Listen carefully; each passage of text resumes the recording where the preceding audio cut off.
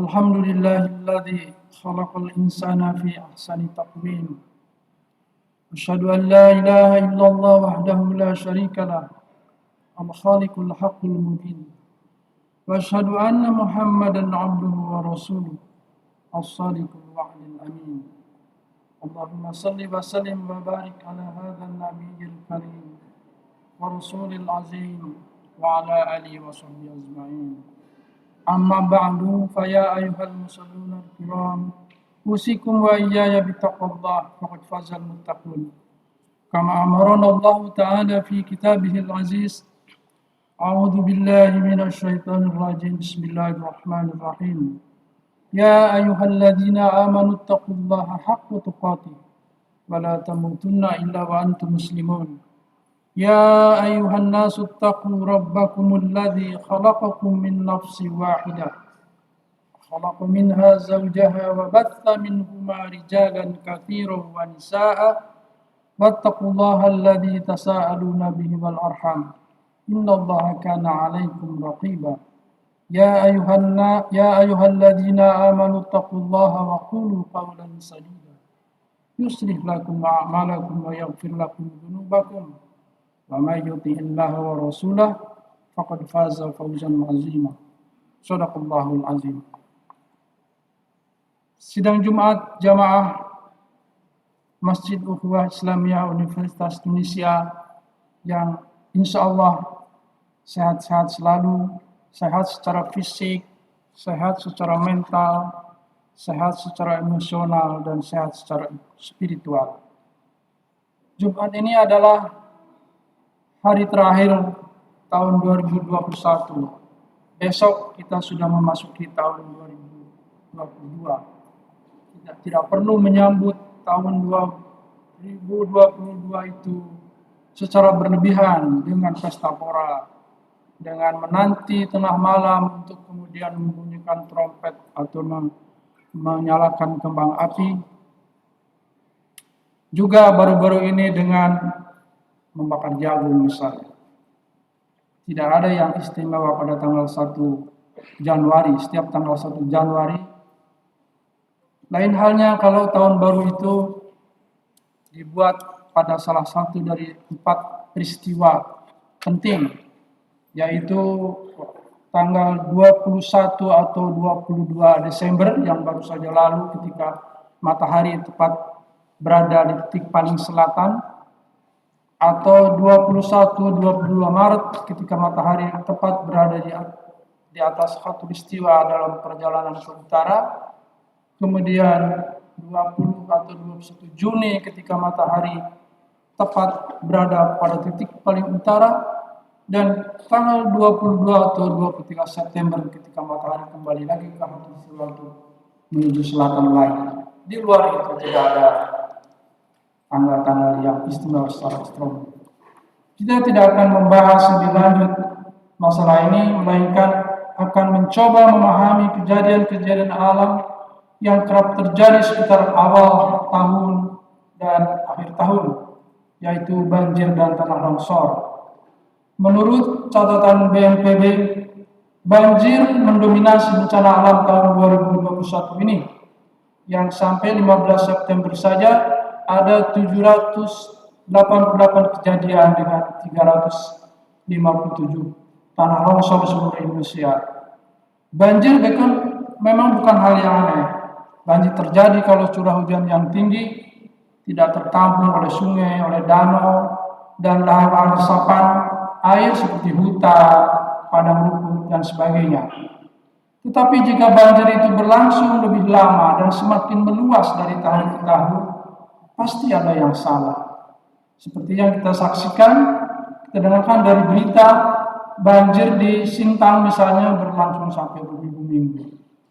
Jika anak-anak sekolah dasar ditanya kenapa akhir-akhir ini banyak banjir, mereka akan menjawab karena ada penggundulan hutan. Jika mahasiswa kita ditanya kenapa hutan terus digunduli, mungkin mereka akan menjawab karena bentang alam hutan dikonversi menjadi lahan-lahan baru untuk mengeksploitasi sumber daya alam, baik sumber daya mineral maupun energi. Itu sudah menjadi pengetahuan umum.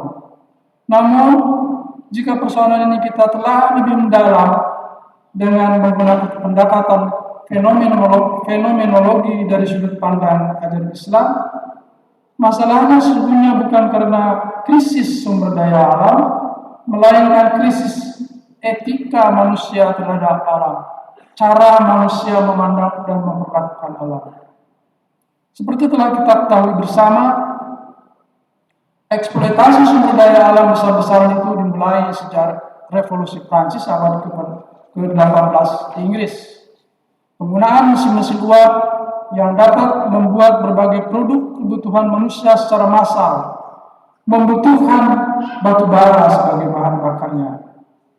Ini mendorong eksplorasi sumber alam oleh negara-negara Eropa sampai di luar negara mereka, termasuk di Indonesia.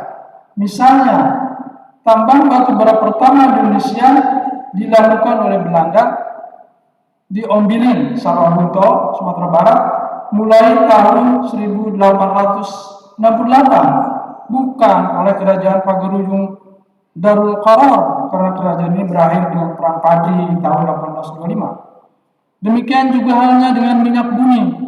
Penambangan pertama juga dilakukan oleh Belanda di Majalengka tahun 1871, bukan oleh kerajaan Sumedang Larang, karena kerajaan bercorak Islam ini berakhir tahun 1579. Dalam banyak hal, revolusi industri telah memudahkan manusia, mudah membuat makanan, mudah membuat tempat berteduh, mudah membuat pakaian, dan mudah bepergian. Sehingga kenyamanan dan kesejahteraan manusia menjadi lebih meningkat. Tetapi tidak bagi alam. Semakin lama bumi semakin menderita.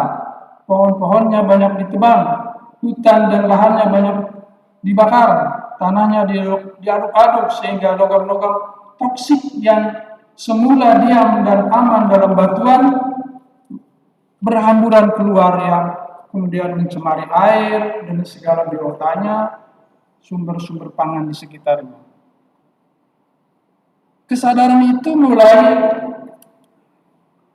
Keadaan itu mulai disadari sekitar 200 tahun kemudian setelah Russell Carson menulis novel Silent Spring tahun 1962 yang dicetak belasan kali.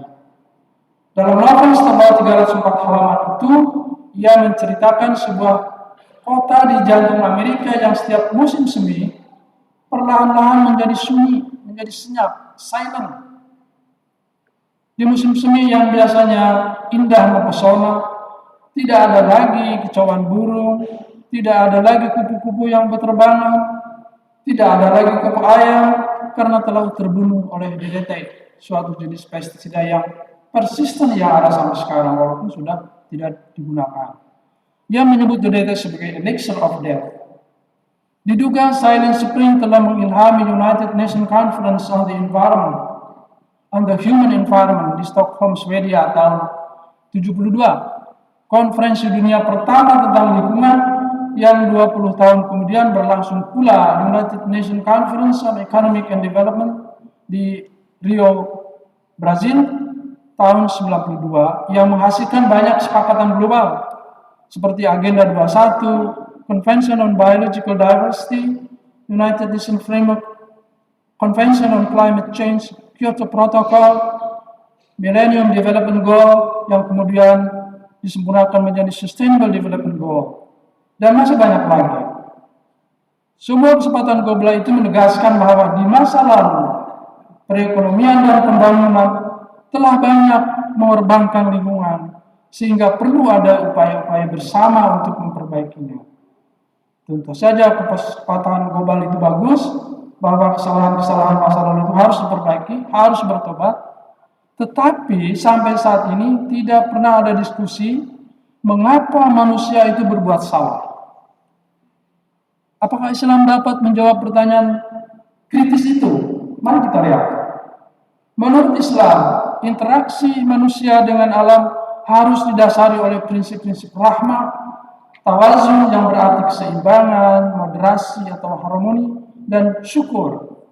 Dalam interaksi dengan lingkungan fisik dan lingkungan sosial, Al-Quran dan Sunnah memerintahkan umat Islam untuk selalu menjaga kebersihan dan kesucian, tidak berlebihan mengonsumsi makanan dan minuman, saling menyayangi, rendah hati, tidak sombong, lemah lembut, tidak berbuat mubazir yang mendatangkan banyak sampah dan limbah, dan berupaya mencegah timbulnya bahaya dan musibah.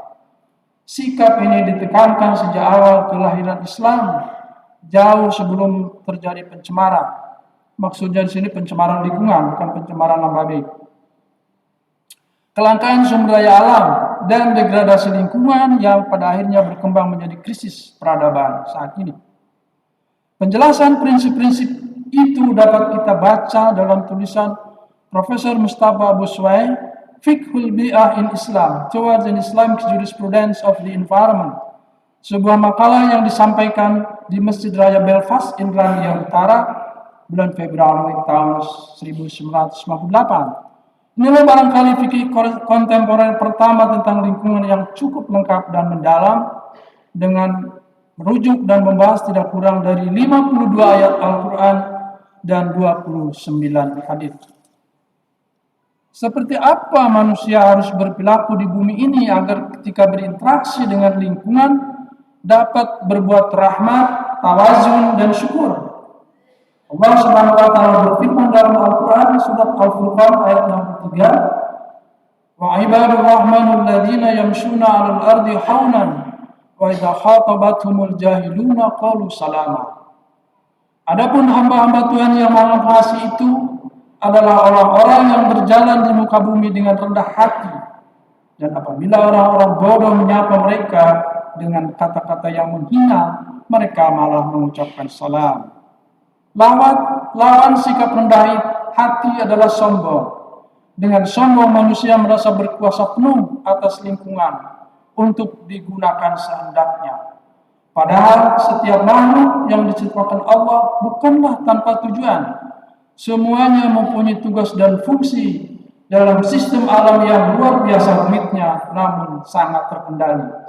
Disinilah letak kesalahan yang baru disadari 200 tahun itu, bahwa Barat memandang alam sebagai sumber daya alam yang harus dieksploitasi, sedangkan menurut Islam alam adalah tanda-tanda kebesaran Allah yang harus selalu dijaga.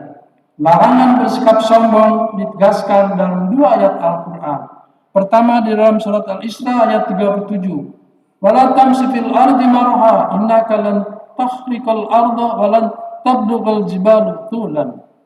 Janganlah engkau berjalan di bumi ini dengan sombong, karena sungguhnya engkau sekali-kali tidak akan mampu menembus bumi, dan sekali-kali tidak akan mampu menjulang setinggi gunung. Tidak akan mampu menembus bumi karena semakin ke dalam bumi semakin panas, bahkan di tengah-tengahnya besi dan nikel pun menjadi cair.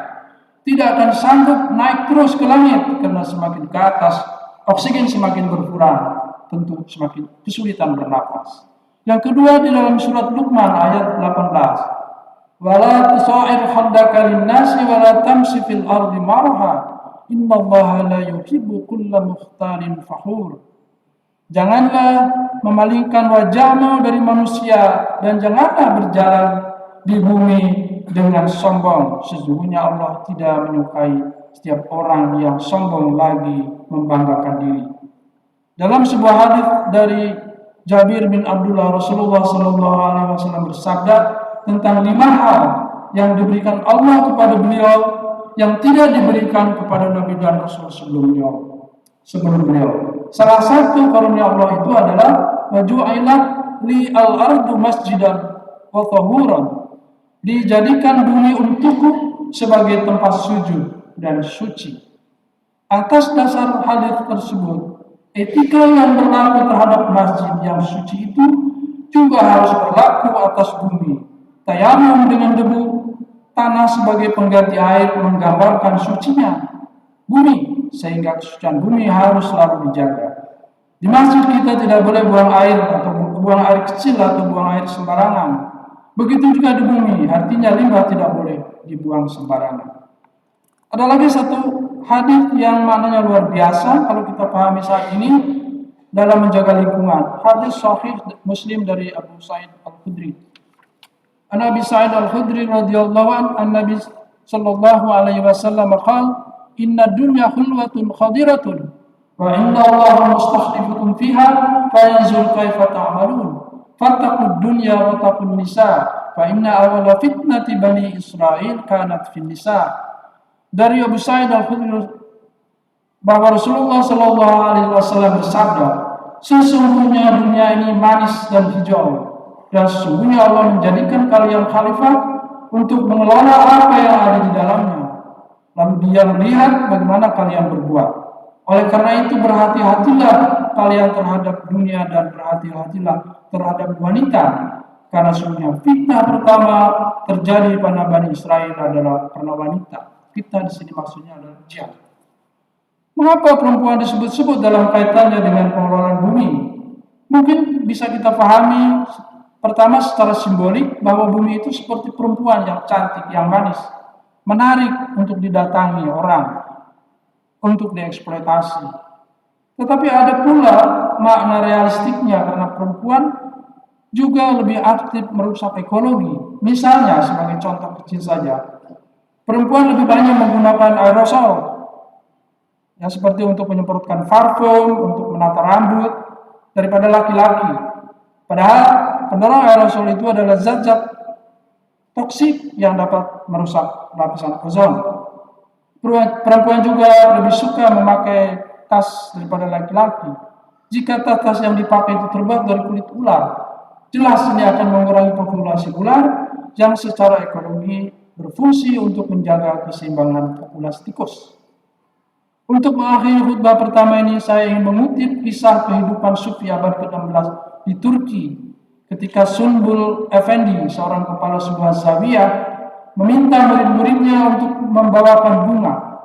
Semua murid-muridnya membawakan buket bunga yang indah-indah dan segar-segar, kecuali satu orang, yaitu Merkez Efendi, yang hanya membawa setangkai bunga yang sudah layu dan pecah. Tentu kalau ini di Turki, yang dimaksud adalah bunga tulip, yang karena tulip asalnya dari Turki, seperti dijadikan hiasan di dalam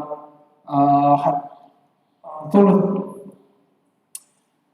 Sang murid berkata kepada gurunya, kepada kepala sekolahnya, saya tidak ingin mengganggu bunga-bunga indah yang sedang berzikir kepada Allah bersama-sama.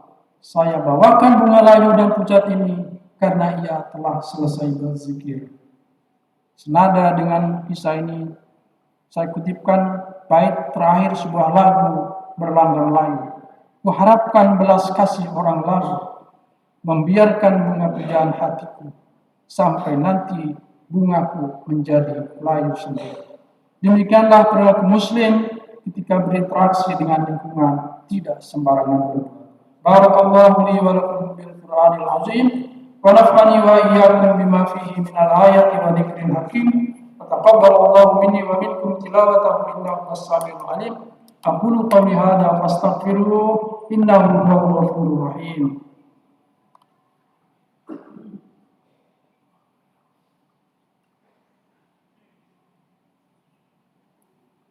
Alhamdulillahilladzi hamdan katsiran alhamdulillah hamdan katsiran kama amar irhaman liman jahada bihi wa kafar. Asyhadu an la ilaha illallah wa asyhadu anna Muhammadan Rasulullah. Fa ya ibadallah usikum wa iyaya bittaqwallah faqad fazal muttaqin. Sidang Jumat jamaah Masjid UI yang dimuliakan Allah.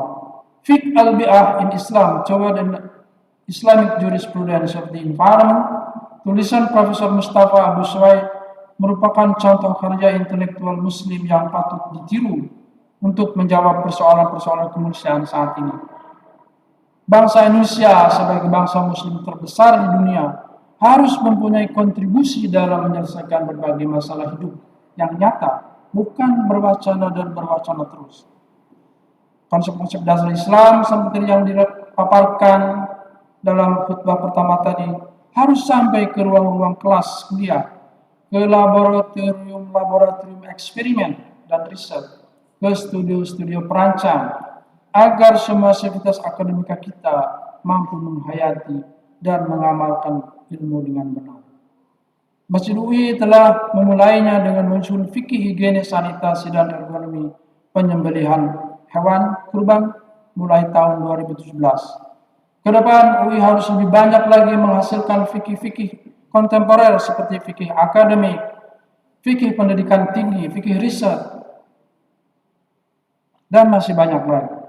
Dan tampaknya yang juga sangat penting adalah fikih lalu lintas. Kita seringkali menjumpai perilaku berlalu lintas yang sangat tidak manusiawi.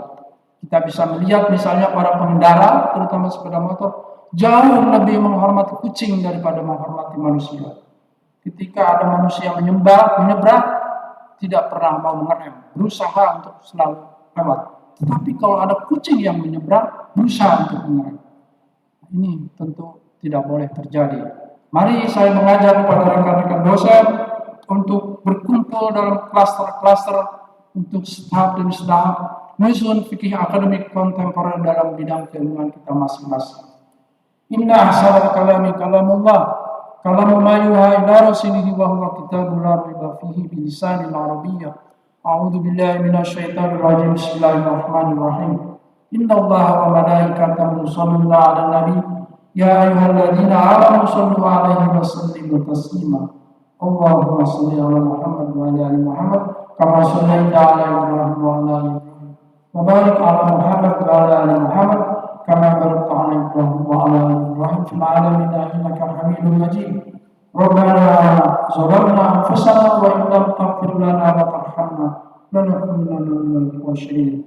Rabbi ighfir lana wa liwalidayna warhamhuma kama rabbayana saghira. Allahumma ighfir lil muslimina wal muslimat wal mu'minina wal mu'minat al ahya'i minhum wal amwat innaka sami'un qaribun mujibud da'wati ya qadiyul hajat. Allahumma ya ghani ya hamid ya mubdi'u ya mu'id ya rahim ya wadud ikfina bihalalika an haramika wa qina bifadlika amman siwak. Allahumma ya muqallibal qulub thabbit qulubana ala dinika. Allahumma rabbana atina fid dunya hasanah wa fil akhirati hasanah wa qina adzabannar. Amin amin ya rabbal alamin wa ya mujibas sa'ilin. Wa sallallahu wasallam ala sayyidina Muhammadin wa ala alihi washabbihi ajmain. Subhana rabbika rabbil izzati amma yasifun wa salamun ala al mursalin walhamdulillahi rabbil alamin. Amin.